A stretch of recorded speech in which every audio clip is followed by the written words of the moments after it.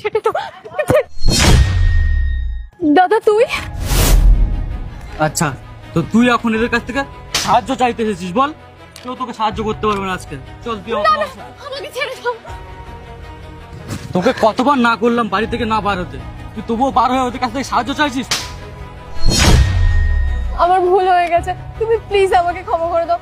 আমি এমনটা আর কখনো করবো না। না না, তুই এভাবে শুনবি না, তোকে ভালোভাবে শিক্ষা দিতে হবে। কান ধর।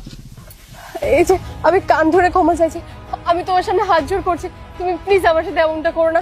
আমার এরকম আর কখনো হবে না। ছাড়ো এসব, চলো এখান থেকে।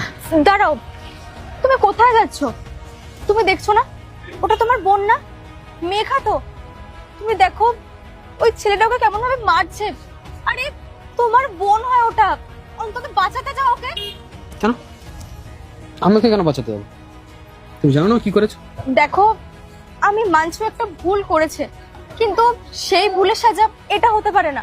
আর তুমি সেই আগের জিনিস নিয়ে এখনো পড়ে আছো। দেখো ওই ছেলেটা কেমন ভাবে ওকে মারছে, প্লিজ তুমি যাও, কিছু তো একটা করো। ও যখন আমাদের ভরা সমাজে অপমান করার আগে 5 বার